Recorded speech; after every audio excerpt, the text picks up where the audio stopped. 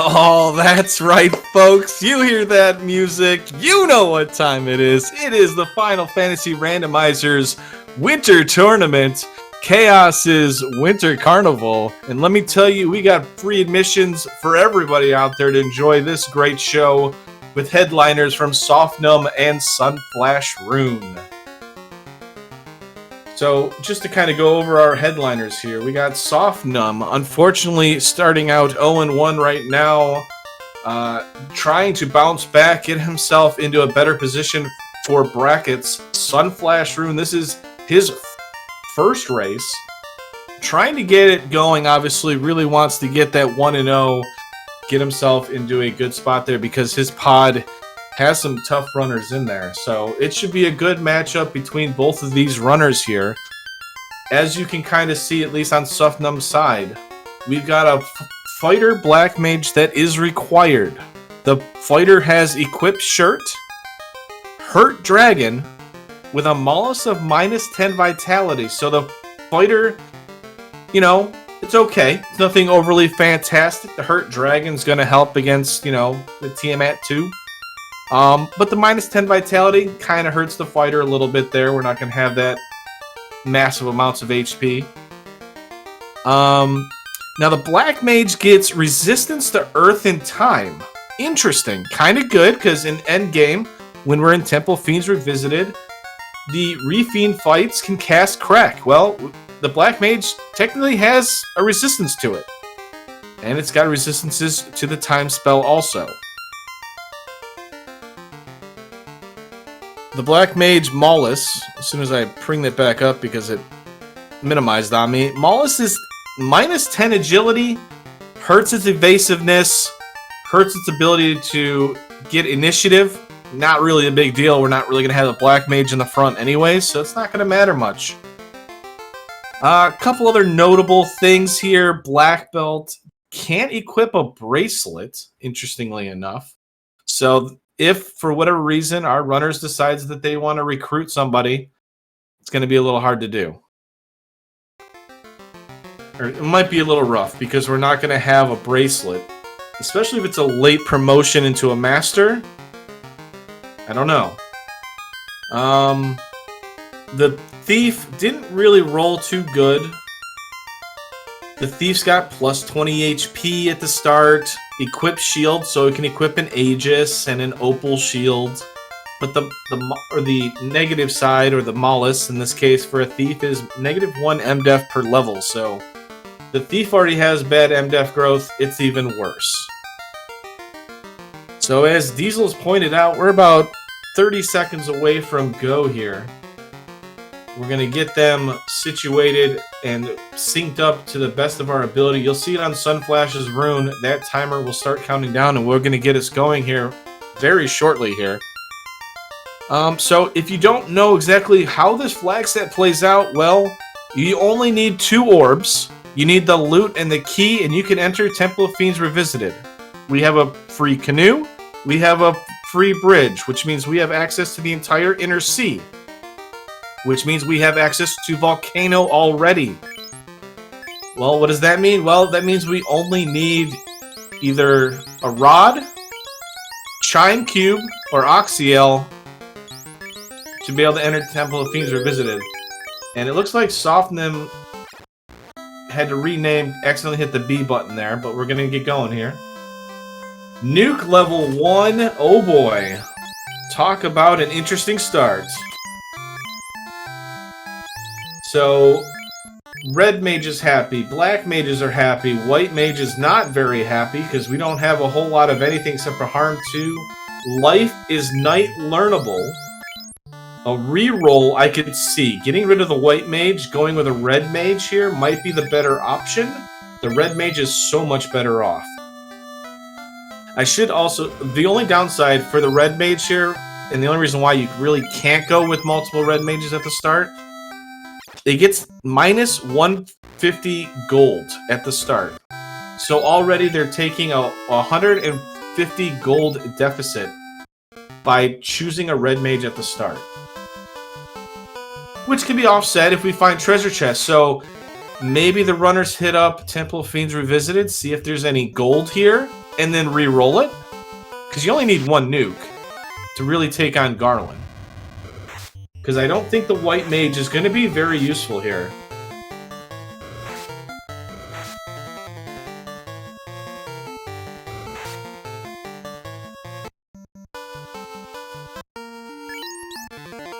So we got a kind of a slow start here. We got the mage stick coming out, very useful there to get going. So that's very helpful. We have the nuke. Makes it a little bit awkward. I think you can sell the mage stick. Honestly, a re-roll to sell the mage stick is probably the best bet. Get rid of the white mage. You don't need it. With life 2 nuke right off the bat, you don't need it, in my opinion.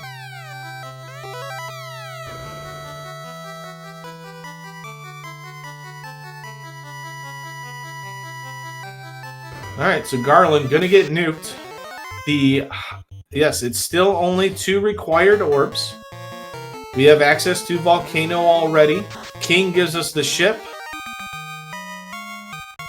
And the slab, so... At least we have the ship to speedboat around. Thank you for that awesome flag. So I see both of our runners definitely going to be making their trip over to Provoca, see what level 2 magic is, and also to see what Bicky the Pirate's got for us.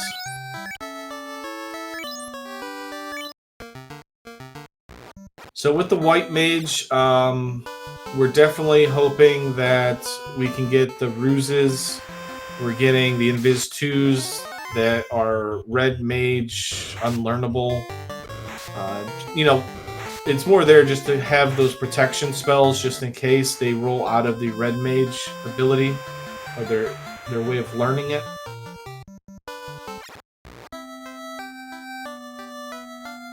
I think with these flags, I think it's always nice because you can only have, I mean, you're I guess you can't say guaranteed life. Or a ribbon, I mean, is life 2 pops up. Sorry, that kind of distracted me there. So, red mage, knight, really good right here. Warp is available. The white mage losing its importance even more. I know I'm harping on that right now, but the white mage is losing a lot of importance. With life and life 2 being learnable by the knight. And we got the crystal, I believe that came from Bicky. So that's an easy turn-in.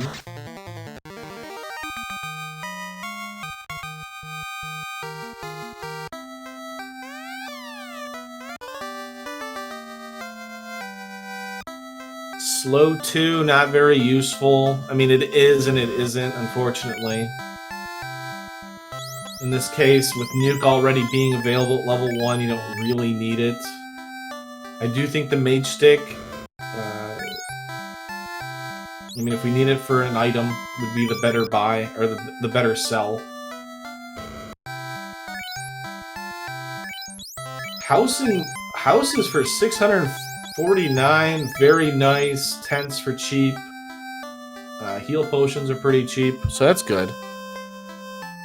Alright, so for our runners here, for anybody out there, let me hear your thoughts here. Where are we going? I know SunflashRune's already making his way. Do we do Crescent Lake? Do we go to Marsh Cave? We have the warp ability. Where are the spectators going if they were in SunflashRune's shoes right now? You going Crescent Lake into Ice Cave, maybe? Are you going to Marsh Cave first? Trying to dig out some money and then do Elfland Castle? Oh, looks like Sunflash remembered that we have the crystal turn-in. Ooh, a free house is always nice. And an adamant turn-in, so we're still hanging out in the inner sea. Now, I've seen it before. Some runners sometimes will not do the turn-in. They're hoping for the TNT. I think an adamant's a bit different than when you get a TNT first. I highly suspect both runners to turn it in. I think it makes sense to just turn it in because the Adament's right there. It's easy accessible with the river, and then we can do Marsh Cave if needed. But I do think by camping a logic there with Ice and Nuke, with Warp and Nuke, Ice Cave is very possible too. But we all know Marsh and Ice Cave have lots of different enemies, which means high chances of them casting nasty spells. Sun Sword, that's really good. Our fighter can equip that right away. So that's really good. That gives us a possible endgame weapon. Oxiel, so we're still hanging out in the Inner Sea. We still have our choices to make. Crescent Lake with Ice Cave, or do we go Marsh?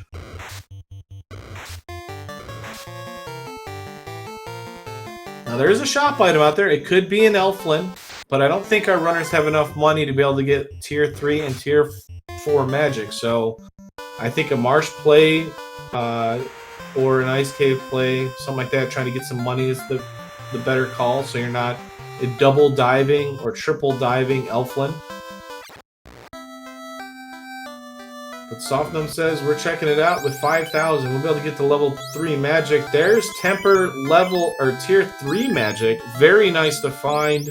Getting those spell charges is going to be nice since we got to cast so many of it.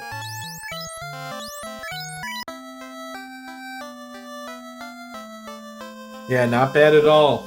The Fire 3 helps there, so we don't have to keep casting. Invis 2, Cure 4, Red Wizard, all learnable. Red Wizard is just the MVP already. Wow. So that is definitely Invis 2. That is Cure 4 and Temper taking up your Tier 3 spells without a doubt.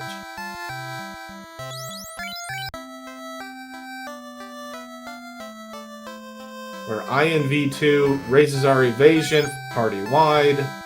Heal 3, also Red Wizard or Red Mage learnable. So, wow. Everything is going the Red Mage side. Saber can go on the Red Mage. Locke can go on the Red Mage. Sometimes the Red Mage becomes the best character, other times it becomes not so good, and in this case so far, Red Mage looking really, really good. And unfortunately that White Mage losing its importance. I wonder if our runners will do a three-party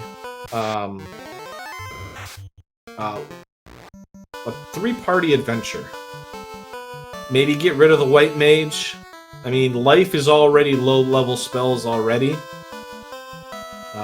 Invis 2 is only Tier 3 magic, so like we only need it to cast Invis 2. It'd be an interesting call. Maybe get it high enough, level 10, and then get rid of it. So Softnum going to make the call, going to Marsh, contradicts Sin Pyro, our tracker for today, that I didn't even give recognition. I am so sorry there. Sin Pyro, thank you for tracking for us today. Everybody in chat, make sure to say thank you to Sin Pyro for doing the tracking for me. And since I didn't introduce myself, but my name's nice and big up there, I am Dang Woo. And I will be bringing you all the action here. I'm the ringleader today. Werewolves with Glance, they do pop up in some situations. We got to be careful of that on our future dives. But both runners decide to do the Marsh play. With Warp, there is a spike tile here. I kind of like it. I mean, I think it is probably the quotes safer play. I think Ice Cave definitely has the higher hitting or the harder hitting enemies. But if you run into the scorpions, those will definitely take you out. So we do have a thief, and we did talk about it. The only problem with the thief is it's got that -1 MDEF per level, which, don't get me wrong, Thief already has got bad MDF growth. But it does get... It is able to equip all shields, which is an interesting one. And there's a vanilla wizard tile.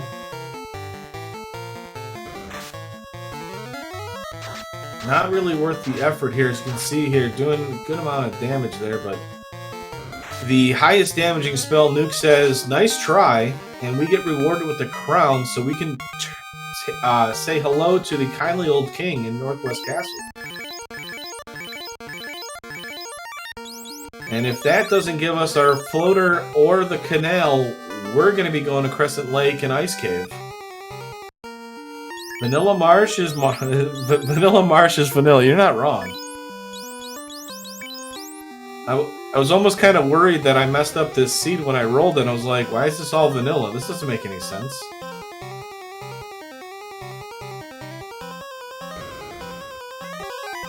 Softnum checks the one chest Sunflash didn't. Does not get rewarded for the greed check. Then's going to try and run out, or maybe check the top right chest. Nope, he's going to walk. He's not going to run all the way out. Did he not pick up... Oh no. Did he not pick up warp? Well, Astos on the right-hand side. I missed what Astos gave us, but we'll find out very shortly here. It is the cube, so we're going to Crescent Lake and Ice Cave, which means our party is very susceptible still. But we get to hang out with the nice old sages in Crescent Lake and see what they can give us. Sin Pyro calling out, sky, sky, sky, sky, sky. It always provides. I think one race, it provided the 2 ribbons, which was very, very good. It's got a lot of chests there. It's got a high experience enemies. Very good for party grinds, or party leveling.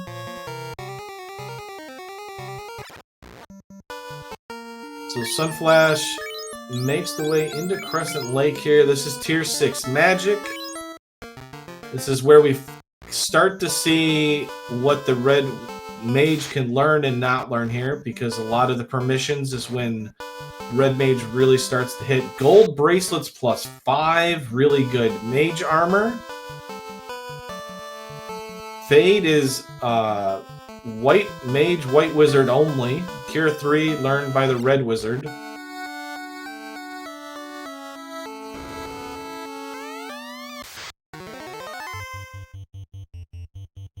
And there's the ruby, so guess what, everybody? We're going to Ice Cave! That's right! Ice Cave? Or do you mean Nice Cave? Probably means that this Ice Cave is going to be one nasty, nasty dungeon, and it'll be interesting to see how our runners can do it. We do have warp, which makes it a whole lot easier, because we only have to do one circuit around it. However, how greedy are our runners? Now, one thing that they could do, if they feel like it could be dangerous, they could do a volcano play in Armory and pick up some equipment. It looks like SunflashRune is going to make that play. Gonna check out some spike tiles, going to check out the Armory and see what kind of items we can get here. Maybe make Ice Cave a little easier.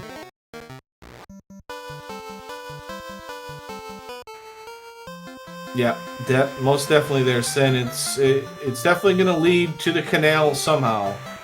Well, or the canal slash floater somehow.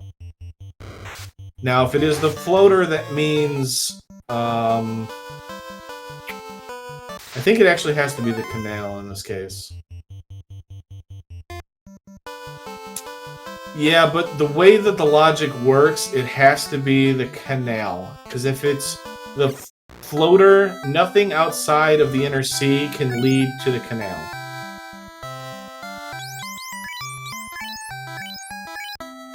Yeah, there's logic with how... Oh, there's a ribbon, the Volcano Armory already providing with shields galore for our thief. Well, in SunflashRune's case, dragon armor, ice shields, ribbons, all sorts of things. Softnum, on the other hand, with the ninja, we'll be able to equip that one of those shields on the ninja.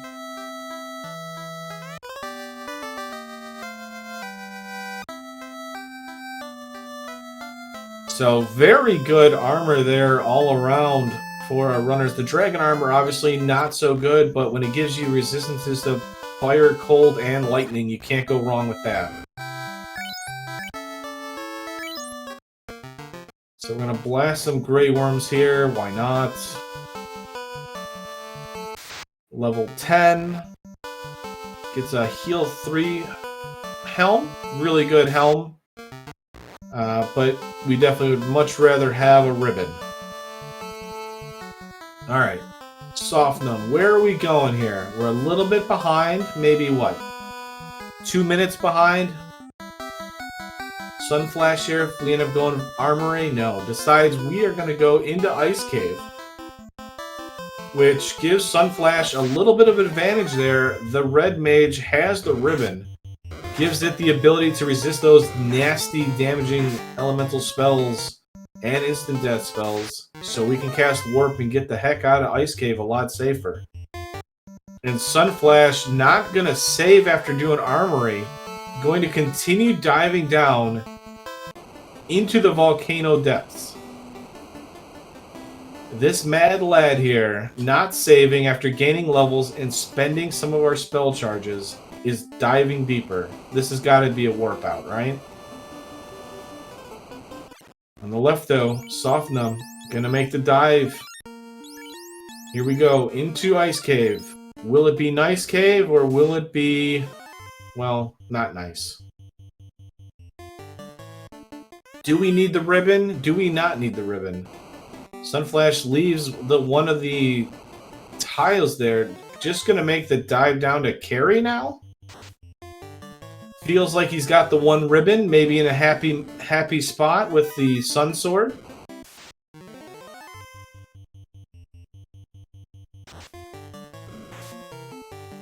So Softnum already resetting out twice, maybe I think got ambushed a couple times there to really mess up what he's trying to do here on this dive. Checks the Agama tile, which is Frost Wolves. Frost Wolves are not bad experience for early levels. I mean, we're in the lower 10s, or in the lower teens. Probably get us a level there. Yeah, 1,000 experience? Sure. Any extra levels is always nice to have when you're taking on carry at level 11. And we're relying upon nuke charges.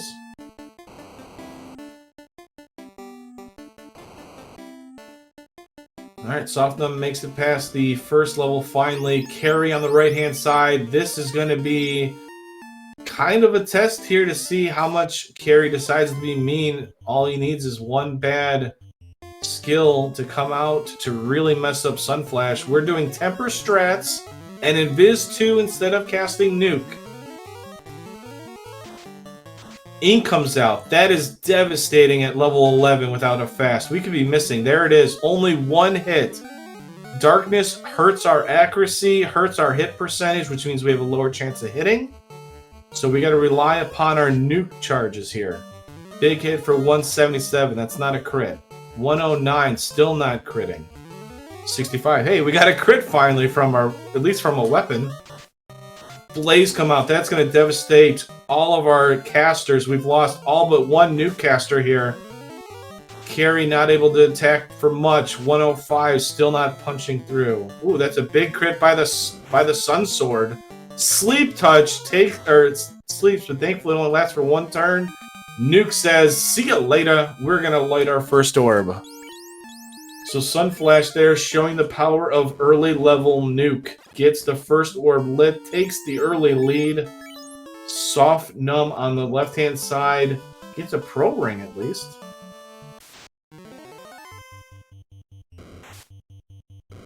Check the spike tile. I didn't see what the spike tile was, as we had a very interesting match there against Carry.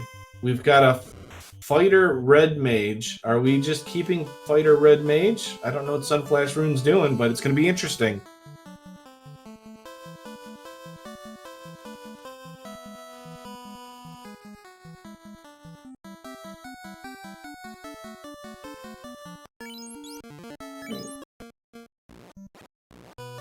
I don't know if he used the house or not when he exited out of Ribbon.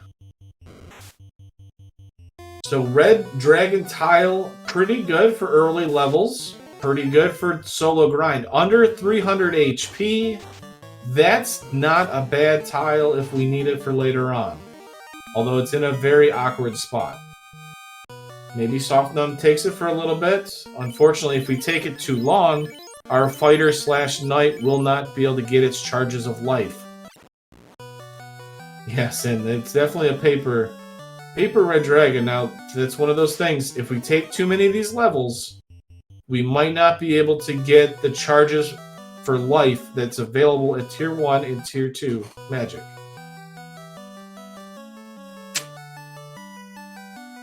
Now, we can't rely upon having the tail because we got to go fast and we're racing against somebody else. But it's got to be in the back of your mind as you're racing with those important spells and a knight that's going to carry you in damage. What are you going to do?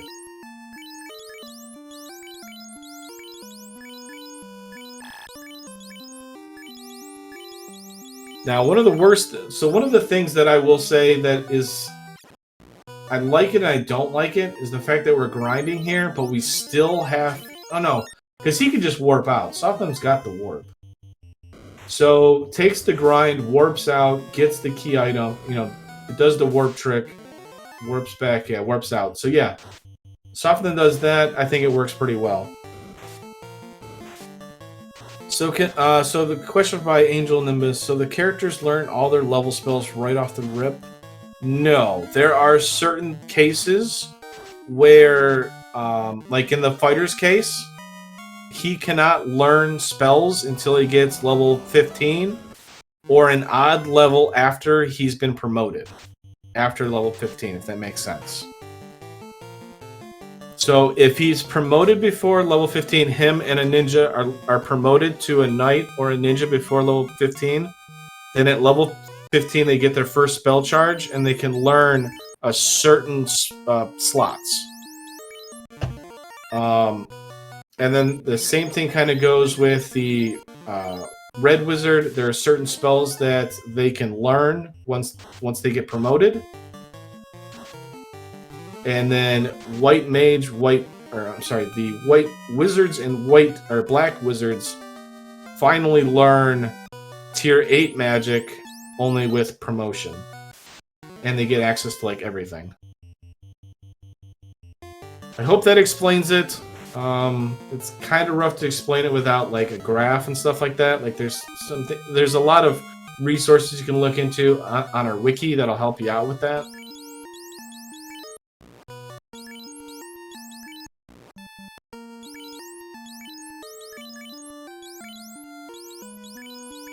So I don't think Softnum picked up Warp or is being extremely greedy. It's very interesting here because SunflashRune...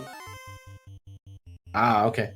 Oh, yeah, so I think there is ways that you can do it with the flags and stuff like that, but in general settings, no. Or general flag, like, without editing everything. So Softnum, without a ribbon, about to be blazed here. Gets the nuke off, takes out the Sphinx, so we get good turn order. Could have been a little rough there. So SunflashRune entered Ice Cave late,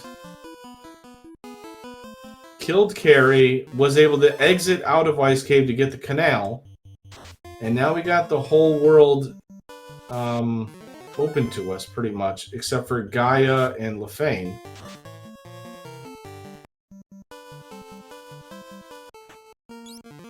We have access to the Oxiel.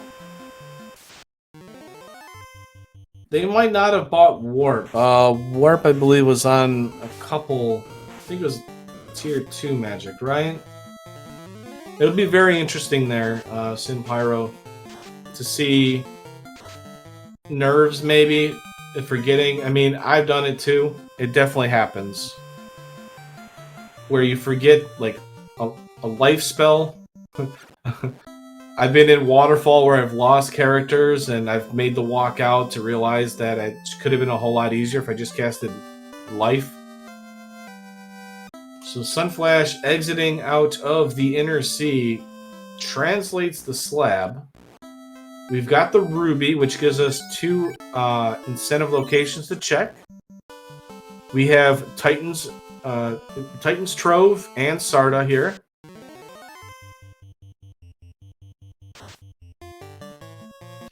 It's no problem at all. Honestly, answering questions or asking questions is is one of the best ways to learn too. Trial and error. I mean, it's a little difficult. Because like Red Mage can learn slots, like in Tier 1 Magic, it can learn slots 1 and 3, and when it gets promoted, it can learn slot 4. Same thing with the Knight.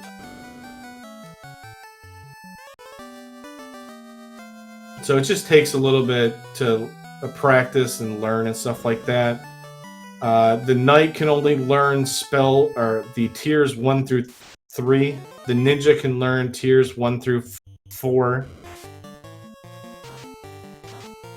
Slot 4 was... I don't remember what it was in Vanilla. It wasn't Tier 3. I mean, if you're talking about... oh, yeah. I'm sorry. You're talking about in this game.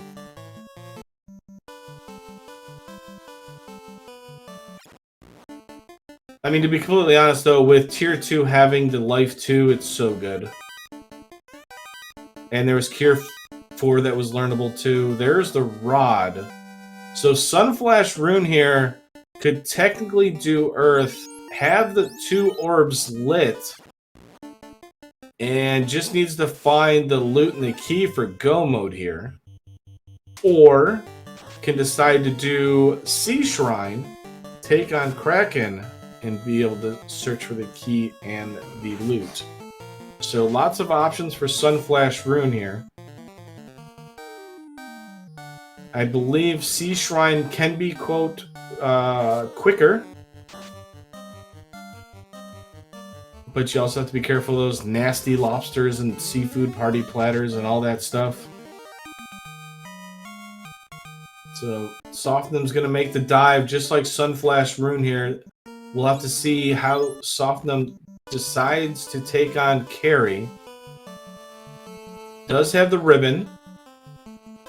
So that's good that we did go to the Volcano Armory and pick that up. So both runners got the same amount of gear, pretty much. Obviously, we have an exploration lead for SunflashRune here, but it's not by much. It all depends on how much greed checking we do here on the left-hand side by Softnum.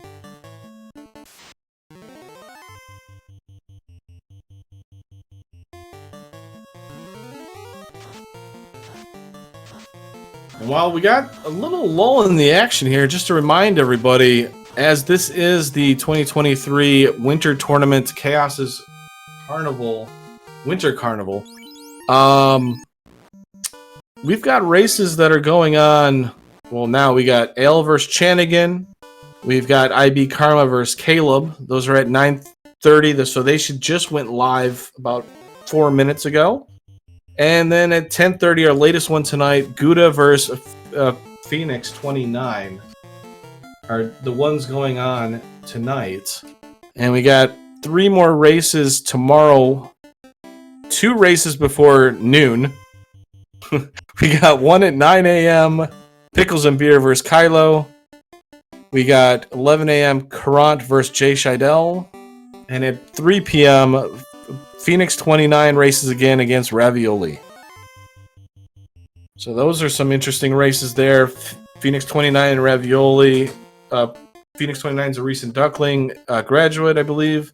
And Ravioli is a Duckling that took place in the most recent Duckling Derby. So that should be an interesting match for sure.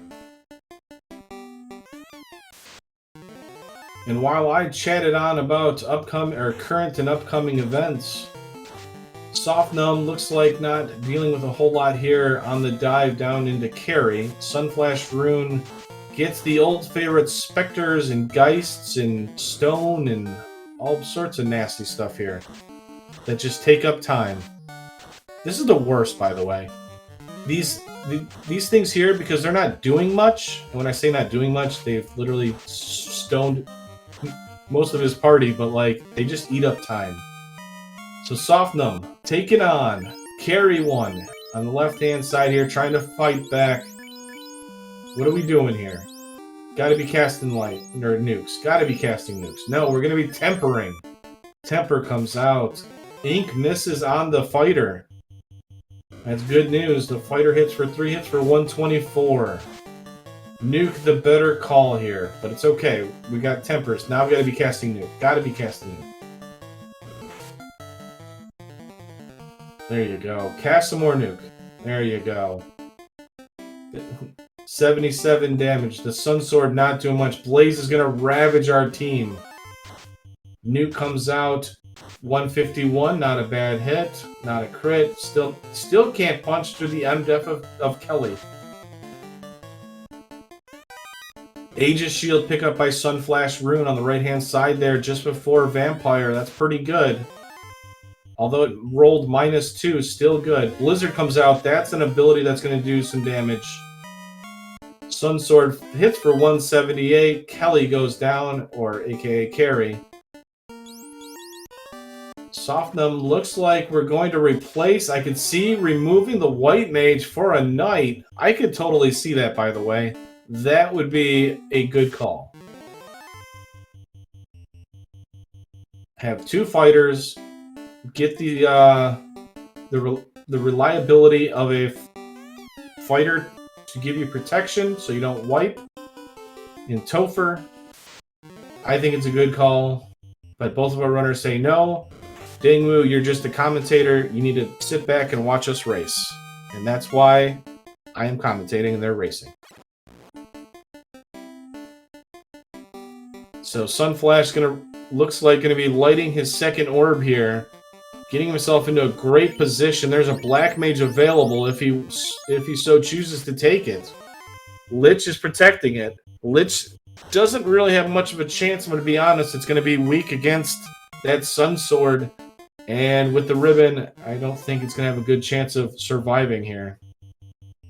We're not wasting any time. We're going to cast Mage Stick, Fire 2, Nukes, everything. The entire kitchen sink at Lich.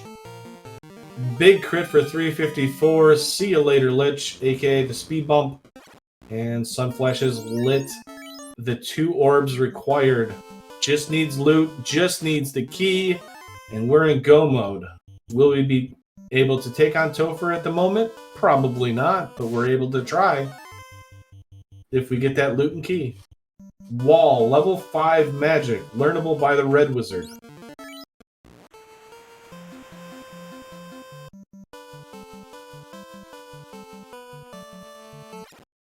So we're going to get a look at the TNT turn-in here by SunflashRune.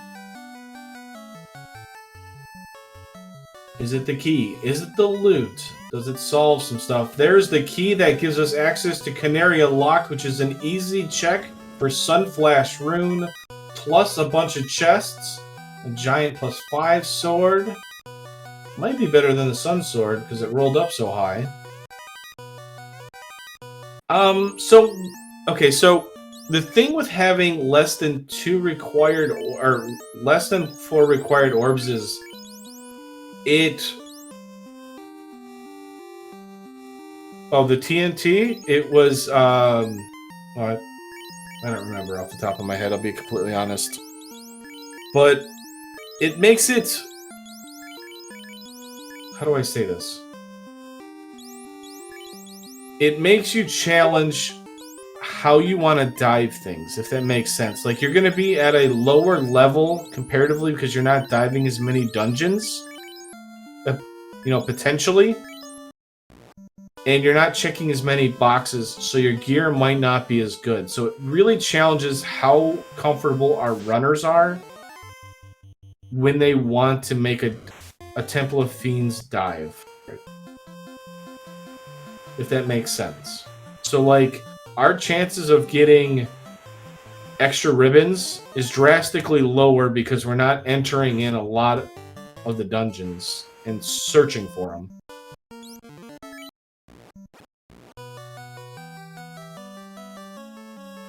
I mean, it makes it easier to go in go mode. It doesn't necessarily make Topher easy in being able to kill Chaos because our gear is a lot less, generally. So the TNT came from Sarda.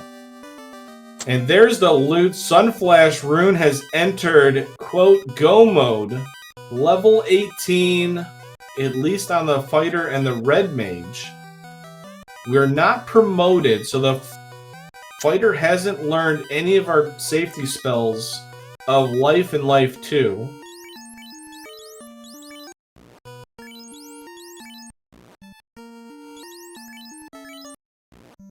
So, big news for SunflashRune there. How are we going to do it? What's he going to do?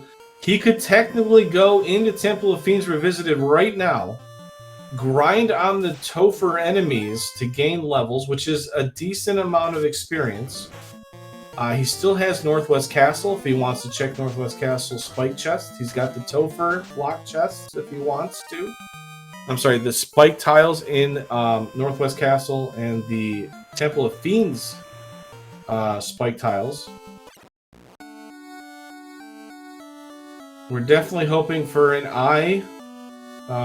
Well, if we're not gonna do Canaria Locked and see if the tail's there, it's interesting. So Gargoyles, Earth's not exactly what we want. Those are not grindable in any sort of efficient manner. We don't want those.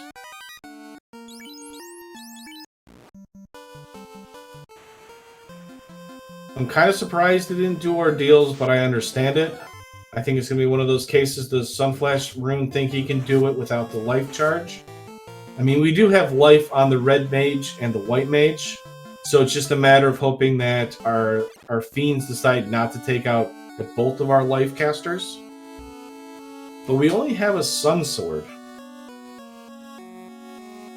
And our fighter's got minus 10 vitality. Doesn't really have anything that like jumps out to me and says, I'm really good.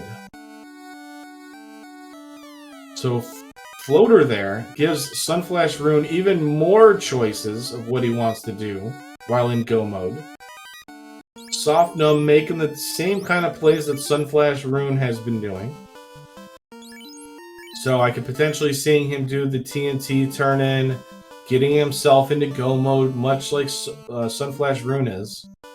So 18-19, looking like we might do either a grind, see what's in Temple of Fiends key locked. If this is a grind tile, I can see it. No, it's mummies.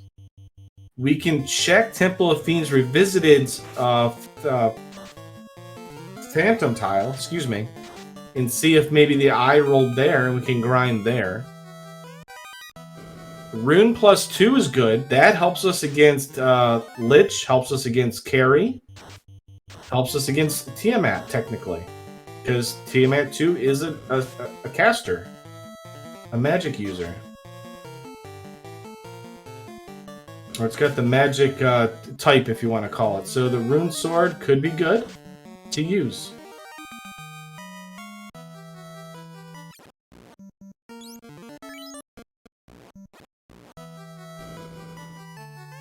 So I don't think this is an official dive, but I could be wrong. Let's see. Nope. So Frosty's was pretty quick off of the hard cycle. Frosty's not exactly what we want for a grind. They'll do okay. Worms off the hard reset would have been amazing.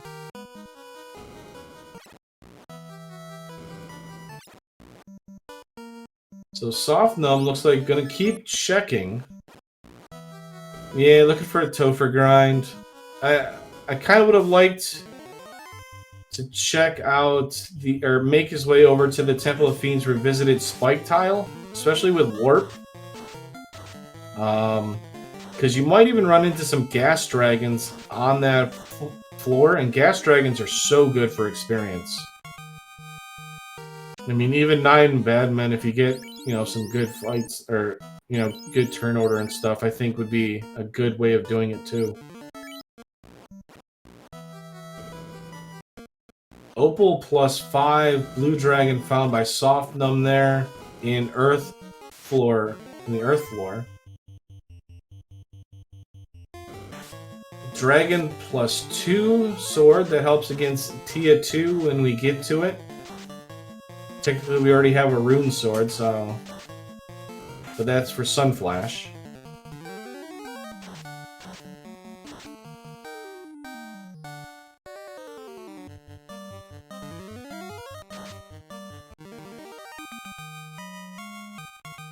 So unfortunately, the longer Softnum is checking chests, trying to get himself set for gear and stuff like that, Sunflash is able to grind away.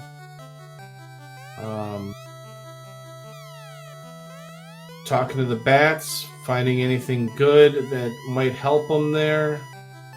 Looks like Carrie's got the ability to nuke early. Chaos is going to nuke early. Tiamat looks like it has Cure 4.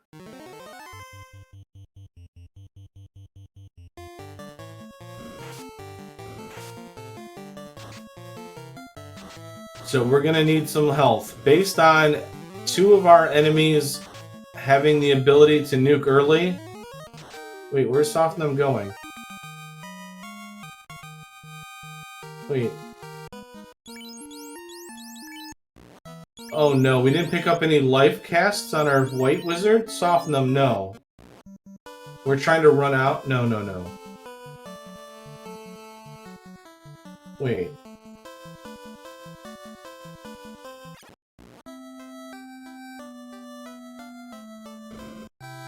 Oh no.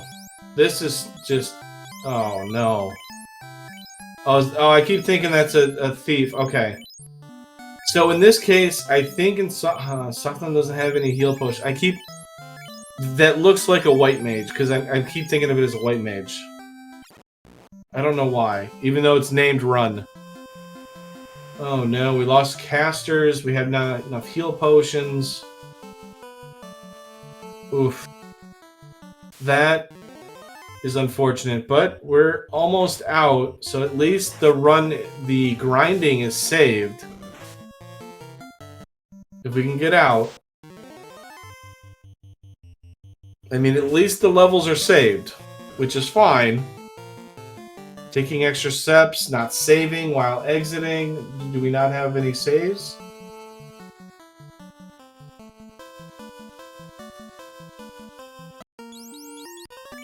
So the floater for Sunflash decides that the Temple of Fiends Revisited grind not what he really wanted to do there completely. Going to go into Gaia, maybe check the item shop, see if the key item is here. Maybe it's the tail for sale. It's the chime, not exactly what we were hoping for. We do have the slab turn in. Yeah, I kind of figured he wanted the tail, but he did the grind. It felt really weird to do a grind and then go after the tail. That's all. But it's one of those things I think of where you start the grind and then you think about things and you go, you know what? I probably should promote if I can. This is looking like a very interesting way of trying to do this seed here. So there's the key for Softnum. Just needs to go to Bahamut's to get the loot, and that'll be... Then he'll be in almost go mode once he lights his second orb. So the second ribbon was the slab translation. The Lefanish people had it. So 2 ribbons definitely makes a dive a little bit easier, but the problem is we know some of these enemies have got nuke. I believe the red mage has got about 310 health. Not very good MDef.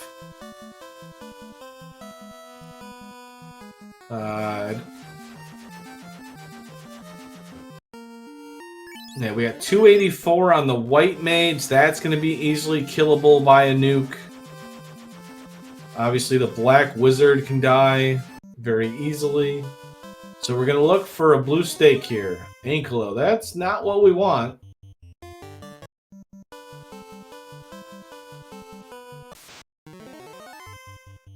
steak and wings off on the second encounter is a bit awkward.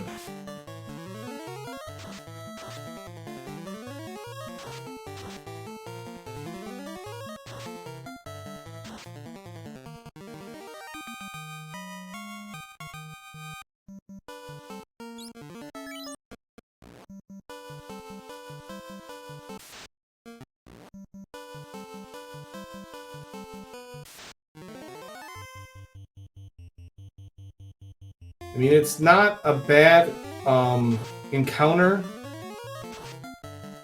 It's just, this is not a very good party grind. Like, the T-Rex can do well. This one does okay, 2300 for a party. That's not bad. It's just, with the casters and stuff like that, and the T-Rexes, if the T-Rexes require you to have to cast your spells every single time, it feels bad. But you gotta do what you gotta do. It's gonna be interesting, this SunflashRune. I think SunflashRune at this point has gotta be feeling we're doing it unpromoted. I'm not doing Water Ball. I'm not doing Waterfall. I'm not doing Ordeals. Or we're doing okay. Says Dang Woo. I'm doing Ordeals. Alright.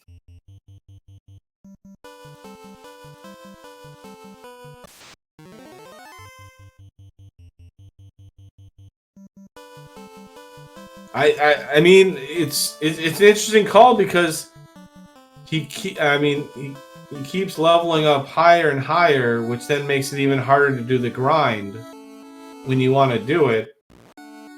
So it'll be interesting to see what the decision is. Softnum going to take the boat to Ordeals because of the shorter distance. But, oh.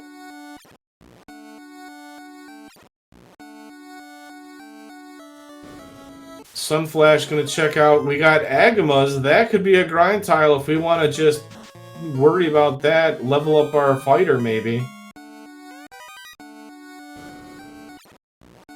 Seem to roll pretty low.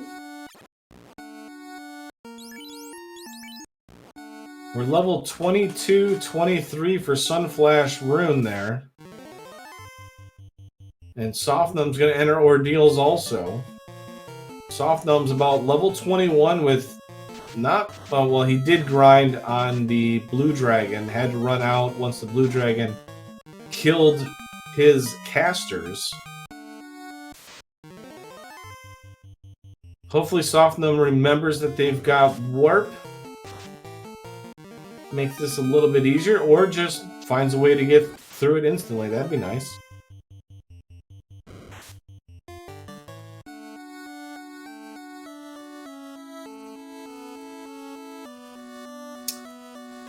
Softnum did not finish Earth.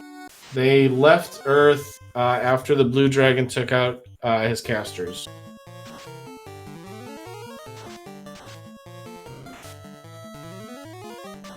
So, Softnum did beat Carrie, so yeah, we need to get the Fire Orb.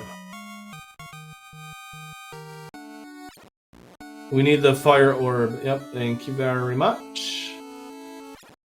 So, Sunflash already leaves. We got Herb, we've got... Sinpyro over here saying, here comes his prediction. Oh no, Softnum stuck, lost. Lost in the teleporter maze known as Ordeals.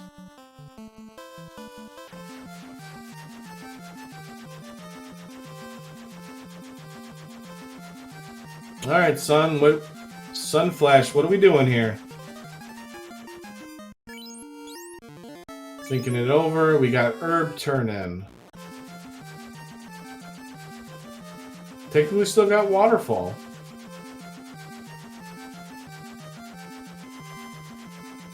We have a Vorpal out there. I like the bulls.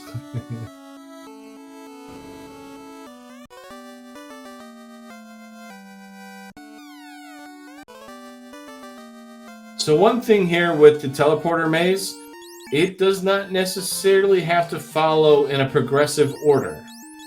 So what I mean is you don't have to technically hit all of the divided or all of the different the different teleporters, if that makes sense.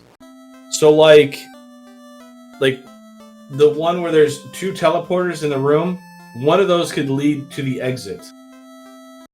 So you have to realize that and understand that it's not progressive. Vorpal -3 makes SunflashRune sad.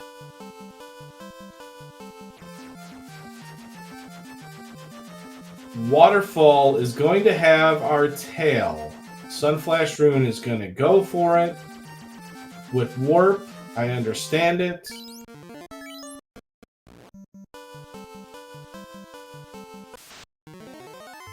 There we go. Softnum finally makes it through.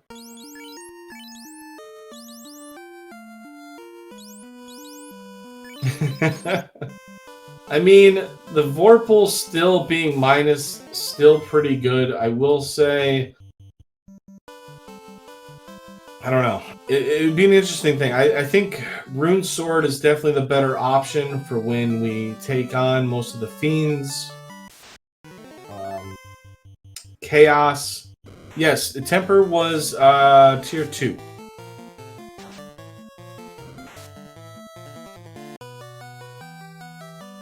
Or, oh, I'm sorry, the tier 3. Thank you, Sin. Yeah, so it was definitely low enough where the, you know, our mages can cast them multiple times. Especially now, we should have a good amount of charges, for sure. So just to kind of remind people, we are 53 minutes in. This is Chaos's Winter Carnival, or the Winter Tournament. Softnum on the left-hand side here, trying to get back into the... trying to bounce back after going 0-1 to start. There's a Coral Sword. That's always good to see also. We've got a bunch of decent weapons, but nothing overly fantastic. And SunflashRune over here, 0-0 during pods, trying to start off the tournament properly, go 1-0. Looking very strong to do it right now. Spending a lot of time trying to get the promotion, grinding levels and stuff like that. So it'll be very interesting to see what ends up happening here. We haven't found an endgame weapon that has been above and beyond better than everything else. We got rune swords, we got coral swords, we got dragon swords that have all rolled +2. Our Vorpals rolled -3. We haven't found an Excalibur, which would have been a great sword to find.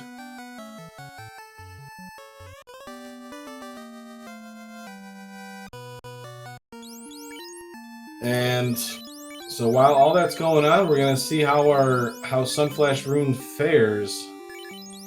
The Excalibur, that's right. That is the best sword in the game. I'm just saying. I've said it. I said it. And for everybody out there, once we get done here, we will be rating, sending you over to the Final Fantasy Randomizer channel so you guys can watch the Ale vs. Chanigan match. That's going to be a great matchup. Both veterans of the game that are going to be racing, taking on each other there, so speed and power will definitely be in that race for sure. Softnum finds out the Vorpal -3, not so good. But Sunflash says, I got the Vorpal -3, I'm going to make use of it. I'm going to be honest with you. I don't think you should be using that until Chaos. It just does not have the base damage. It won't have the elemental bonuses. Fast rolled tier 8 magic, which SunflashRune would be able to get since he is about 25 in Gaia, since he's promoted. That Black Wizard would be able to get it and cast it at least once, which is kind of needed when you have a Vorpal that is rolled minus. You're going to need as many hits as you can possibly get and hope that we get some crits. Oh no, I'm sorry. We're only level 23, 24, so we can't even get that yet. I thought we grinded a little bit longer. So Softnum gonna make the way over to Waterfall, I'm assuming, gonna get that tail. Seafood Platter is actually an okay grind, never mind Lobsters with Glance. Just kidding. I was just kidding, folks. The Seafood Party Platter is not worth grinding. We don't get Masa with this flag set. Masa has been removed.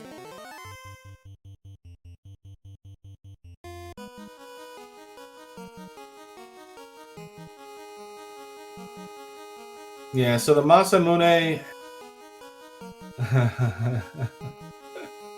Sorry, the flag set, yeah, it's been removed. No Masamune here. No easy endgame weapon.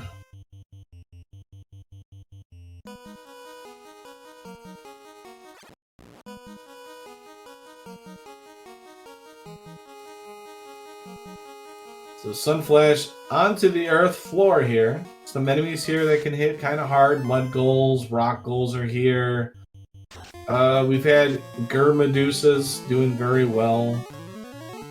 Yeah, easy endgame spells? Sure, easy endgame weapons? How dare you?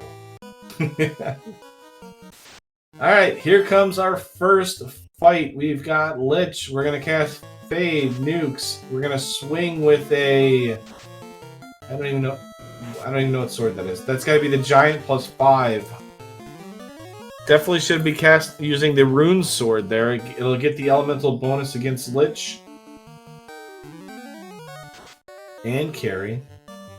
Looks like Lich rolled up a little bit there, able to take some nukes. There are a lot of non-elemental damage, plus the attacking Knights damage, so Lich has got some stuff. I cannot remember if it was Carry or Kraken 2 that said that they have an early nuke.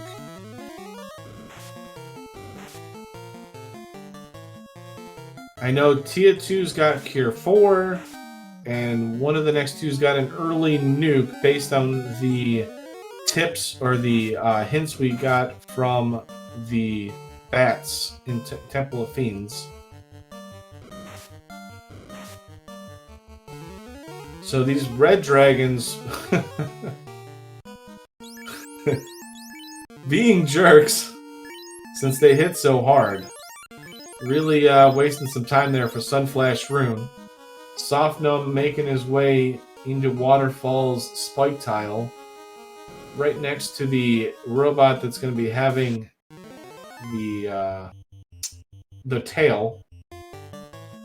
We're going to be casting Temper, Invis 2, and a nuke charge. So we're kind of dividing what we're doing here. A little half strat there. 4 hits for 194. Carry doesn't hit very much on the Knight. Good news. Bad news is if Carry hits anybody else, they're probably going into the afterlife. We're running out of Fade charges on the White Wizard. 276, that's a crit. Finally able to punch through that MDef. Giant Sword swings for 220. Carry's still not down. 166. The White Mage takes the kill.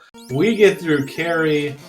And there was no nuke, so that's a good thing, because all of our casters are in nuke range. Seafood Party Platter, they've got Glance, they've got some nasty stuff there. Nuke comes out, Siege will survive. Of course these things survive. And the Sea Snakes with Glance are the ones that survive. So Softnum still continuing to run out of dungeons. Did not pick up the warp or has forgotten about the warp spell. Definitely costing himself some time here. He's been doing a great job without it, but definitely could be saving a lot of time and a lot of effort if they had picked up the warp spell. That was a low-level spell that's available. Kraken for SunflashRune. This should be nuke early on in the spell list. We're going defensive strats against a first turn nuke potentially. Invis 2s. We got our evasion. Giant Sword, 2 hits for 72. That's not good. Kraken 2 through all that evasion does over 3/4 of the HP of the knight. That's not good. Oh boy. Invis 2 comes out. We're about halfway through max evasion. Temper comes out. More temper comes out. The Giant Sword 220 with 1 hit that crit. So far, Kraken did a spell, but it wasn't nuke, so that's always a plus. Fade, non-elemental damage. Heal 3, try and get our knight and our casters into a better position. 2 hits for 163. Power word stun comes out. Stuns our knight. We need to cure for it, or it's going to get obliterated. Kraken 2 is going to K-Honda all over that knight that cannot. There it is. An unprotected knight goes down, but the nuke comes out, crits for 312, and saves the dive. Whew! Equip the Sun Sword, Sunflash. It's better than the Giant Sword. It's got the elemental bonus against Tia 2. Definitely was not easy. Kraken 2 definitely making it interesting there. We know Tia 2 has Cure 4. The bats did say it. Which means... Oh. Did I not get the Rune Sword? Where's the Rune Sword in this? Did he not pick it up? Oh boy. I thought he had a... Wow, okay.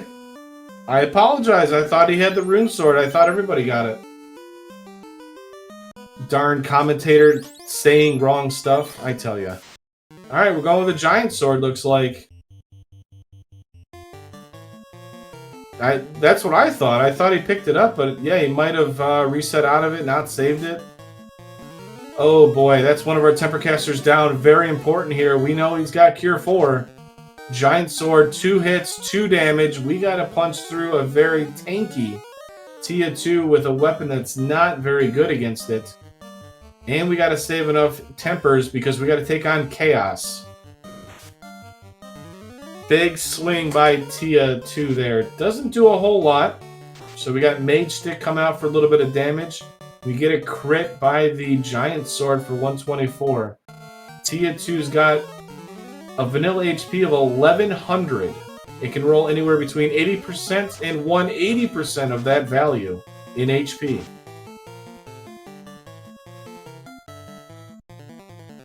We're going to cast Nuke. We're going to start swinging. Non-elemental damage for 135. Hey there, Met Const.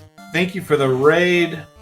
I hope everybody's here and enjoys the finishing touches of this race. Potentially, if SunflashRune can get through Tiamat 2 and take on the Ultimate Fiend Chaos. You might be wondering what this is. Well, it's Chaos's Winter Carnival, the Spring Tournament 2023, or I'm sorry, the Winter Tournament. We rebranded our Spring Tournament into the Winter Tournament. And right now we've done a good amount of damage here for SunflashRune against Tia 2. I would say we're about vanilla HP. There it is. Tia 2 goes down. It doesn't cast Cure 4. Potentially could have been the next spell. Could have made that very bad for SunflashRune, but you know what? Shoulda, coulda, woulda. Tia 2 did nothing. We're able to move on to Chaos and potentially go 1-0 in his pods. Left-hand side, Softnum promoted. Trying to make his way back down the Earth Cave to light his second orb and be in go mode. This could be very interesting if he can do it. I don't know if he's as well prepared as SunflashRune, so if SunflashRune can't get through it, it'll be very interesting to see if Softnum would be able to. Decides to go with the Vorpal. I think that's a good call with the crit rate that the Vorpal has is a better call. Because we're going to be casting Tempers. We're going to be relying upon Tempers anyways. I think the crit rate, much better. Question in chat: does Crab Cake still play? I believe she still does. She is not partaking in this tournament at the moment, or in this winter tournament. I do know she does some of the asyncs and stuff like that, and she's been around in the community and stuff. That I wish I could tell you more, but I'm gonna be completely honest with you. I've been a little out of the loop myself, so she might be on break. But Chaos not really doing much, not able to do a lot on that red wizard there for SunflashRune, which is a great thing there. Got to keep that knight above 400 HP because we know Chaos has got nuke. That's what the bats told us. We're going to keep casting Temper on that knight. Let the Vorpal crit rate do its magic. Although the Chaos did seem a little evasive, as Sin Pyro was pointing out. No fast. I didn't see any lock casts or lock spells being available. There's a nuclear. Does a crit on the knight to put him in a kind of a rough spot here. 279. I hope we move the ribbon over. Ink comes out. Misses. Vorpal, 3 hits, 86. Typical Vorpal things. It's either going to crit or not. We don't have fast, so we don't have as many swings to make use of that high crit rate. So we're going to do healing strats. I really like that call by SunflashRune. If the Black Mage can't cast Temper, make him drink. Keep drinking. Let that knight keep above anything dangerous that might come out from it. 340. I think almost all of those hits hit their crit. So a good swing there by the Vorpal. More healing. Trying to keep that knight up. He's the important one here. Everybody else is kind of playing second fiddle or the support role. Nuclear comes out again. 99. The knight resists it. More heal potions. We're still out of nuke range. Very good. 400 damage by the knight. Amazing damage there. Big punch finally takes out one of the heal potions. Doesn't matter because it's too late. SunflashRune wins it. Gets himself into a 1-0 or 1-0 record there into pods right now. Very good start to his his pods. His race time.gg time of 1 hour, 9 minutes and 3 seconds. Very well done by SunflashRune.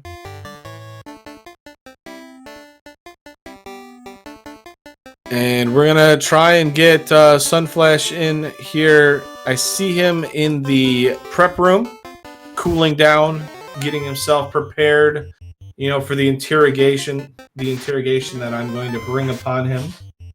But yeah, Jai Shadil points out what a fight this fight was. Yeah, I can only imagine you holding your breath that entire time going, please do not do anything nasty to me, Chaos. A couple nuclears. We had one that crit, one that didn't crit. We were able to heal potion up, so very well done. Walking in, finally breathing, feeling pretty good about himself. Sunflash, how we doing? Can I just preface this with the comment of, do not try this at home? What do you mean? You got to practice, you know, casting drink on your main carry. It was great. Jeez, dude, this was a frustrating seed all the way through, and then I get halfway through Topher, and I'm just shaking my head the entire time, going, did I do that? This dive is still alive? What's going on? How is this happening? Hey, you did it. You did it well. It was very interesting there. So you kept doing like a grind, and then you go look for key items, and then you go for a grind, and you do for a couple key items. Was that like you overthinking things because like you were in a race setting? Yeah, a lot of that was I couldn't find a grind I was comfortable trying to take. or that I felt was fast enough. I mean, as quick as I was in go mode, I was sitting there going, "Oh no!" It's if Soft has taken a different, slightly different route, checked a tile I didn't check or something. This is a seed that someone could very easily go really fast on. And so I made the decision early on that, okay, I found the Aegis and I found the Dragon Armor, and they weren't great, but I knew, okay, if I can get resistance on those, then, or if I can get the tail, I can use those resistances as, a fake ribbon, basically, and then maybe, maybe be able to push my luck with a Vorpal or something. I was going to ask because I thought you picked up a rune sword. I thought you picked up a dragon sword, didn't you? I don't remember a dragon sword. I remember a coral sword. Oh, okay. Maybe I got you a little confused, but I definitely thought I remember the rune sword. I had been checking the stats on them, and I was like, well, the giant sword is apparent, according to the in-game stats, was better than just about everything else. So, and it worked all the way up until like Kraken and Tia. I definitely should have swapped over, I think. But the seafood party platter here. Oh the man! The lances coming through, landing on 3/4 of the party for Softnum. Very unfortunate there. You ran into it also. Red Mage is getting pummeled here. Gonna try and cast Nuke. I mean, it's gonna happen, but I believe that is where they forfeit. I don't blame you. Look at that party. That's right. Very unfortunate there for Softnum there. I mean, that's that's what happens when you don't have enough ribbons. I mean, that's what this flag set kind of makes you do. Unfortunately, you're not able to get full safety that you might want, and it really tests your ability to so what I was gonna say, because I thought you had the rune sword, and I kept saying, I was like, equip the rune sword, use the rune sword because it gets the plus damage, and I thought you had it. I was like, I swear you got this, but maybe it was Softnum that had it, because I was like, on Lich, Carry, and Tia 2 you use the rune sword because it gets the elemental bonus damage against them. Right. I remember swapping off of the sun, the neutral sun sword, after I got the giant sword +5, just because the stats were like, okay, that's a noticeably large difference at that point. And I don't remember, all I remember seeing was a coral, but I did reset out of a few things and everything, so it's entirely possible I did pick it up and just was like, no, I'm in too much of a panic hurry. I need to go ahead and run. Oh yeah, no, that totally makes sense. It totally happens to everybody. And for all the spectators out there, just to remind you, once we're done here with interviews, we are going to raid the Final Fantasy Randomizer channel, so you guys will be able to watch the Ale vs. Chanigan match, which is a very good race that you should be watching, or I recommend watching. So we'll be sending you over there very shortly. The broadcast will be starting in about 10 minutes, so we're going to start raiding you over there once that's done. Sin Pyro asking if you had Warp. Yes, he did have Warp. I was going to ask you, Sin Pyro, why I didn't see you cast Warp at all. Did you not pick up Warp? I know I ended up with Warp on... Warp was level 2, Soft, actually. Yeah, Warp was Exit tier 2. I think Exit may have been a higher level. I found Temper early on and had Warp, and I kind of went, alright, I'm done. I mean, now to be honest with you though, Softnum, I mean, some of those spells were pretty loaded. Like, I think tier 3 or 4, something like that. There was a lot of good stuff. I ended up, Softnum says they think they were out of money. I actually ended up only getting Warp on the Red Mage because I ran out of money to buy it on the Black Mage while I was there, and I just never went back for it. Well, and that's so.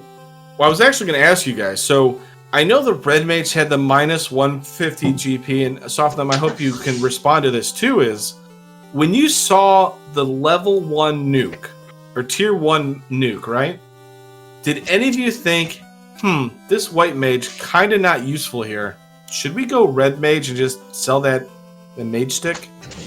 I thought really hard about re-rolling into double red. But I think Soft was Thief Red. Oh, Thief Red. I'm sorry. I'm still trying.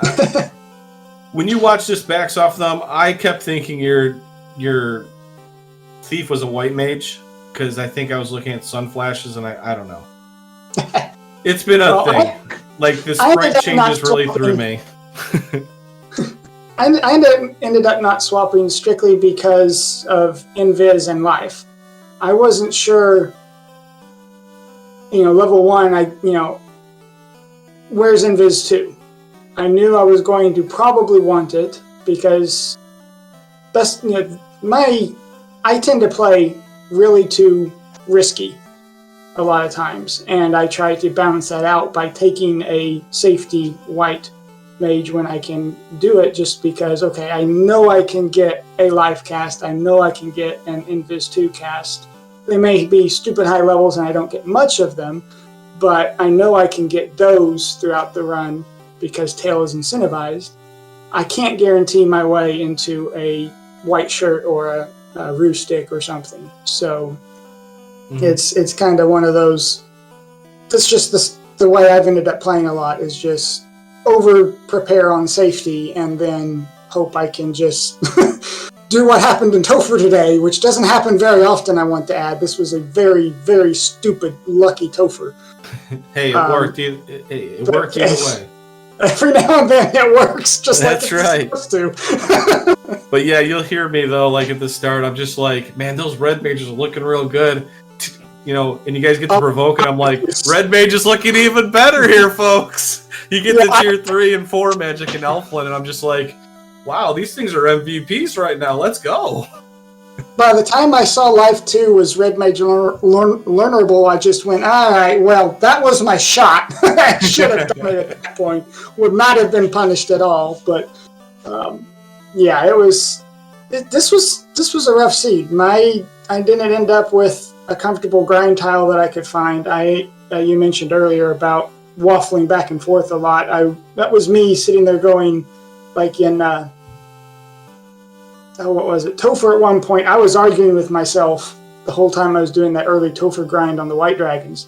Can I do this? I wasn't promoted at that point and everything, and I'm sitting there going, can I make this work? And killing time by getting the EXP while I'm at it. And decided towards the end of it that, no, I can't. I have to go get that Tail and Vorpal to make this work. So that's why I then left, and while I was out around the giant desert area, I went, well, what can I get off of these, Tyro spawns? Can anything, can I make this work decently enough? And then eventually my nerve broke and said, okay, I'm taking too long. I've got to go finish this and see what happens. So, yeah. I mean, like I said, I think right up until the end game where you really second guessed yourself, I think you played really well. And then once you got to that end game where you were in go mode, you had a lot of the back and forth, hemming and hawing of how you wanted to play it. So, I mean, outside of that, I felt like you played that really well. You made good use of the warp and, did the checks you needed to do. And no complaints. Well, thank you. The whole time it felt very spooky, but I mean, sometimes when things feel spooky means you're going pretty quick. I mean, I felt like you're going at a pretty good pace there. I mean, obviously you're not going, 40 minutes, but at the same time, that may not have been a 40-minute seed, maybe like a 55-minute seed. Yeah. All depending on how somebody else played it. But, so GG's nonetheless. You move to 1-0. You take a good start in your pods. When's your next race and who you racing against? I think the next one is Sunday with Sin Pyro, I believe. Oh, yeah, and you get to take him on after his double head, or you're taking him on as part of the double header there. Yeah, I believe so. Nice. You get him as the second race there. Perfect. Whew. You know what that means? You track his race, you find out what he likes to do, and go from there, because that's what he did right now. Well, I mean, all I can say is, like, good luck, because I can't predict what I just did ever working. All right. So I'm going to move to final thoughts real quick if you want to do it real quick, and then we're going to let us raid over to the Chanigan versus Ale match that's going to start in about 3 to 4 minutes here. So if you want to do some final thoughts. I just, good game, Soft, and, thanks, Dingwu, for commentating, and Sin for tracking the match for us. I'm enjoying the devil out of these flags, so I can't wait to lose in my next 2 games. No. Come on, you got to have some confidence in yourself. You're 1-0 right now. No downplaying yourself here. You're 1-0. You've got to wear that with a badge of honor, okay? You got this. Okay, I'll accept that. There you go. Perfect. All right, with that, my name is Dangwoo. Sin Pyro, thank you for tracking for us. Speed Gaming, all you awesome people out there that watched us there, thank you very much and interacting in chat. Appreciate you guys there. We're going to take you over to the Ale versus Chanigan match that's going to be underway very shortly. Thank you once again. Sin Pyro, I believe you just got to hit the button and get us out of here, and we should be transferred over to that race. So thanks once again, everybody. Have a great night.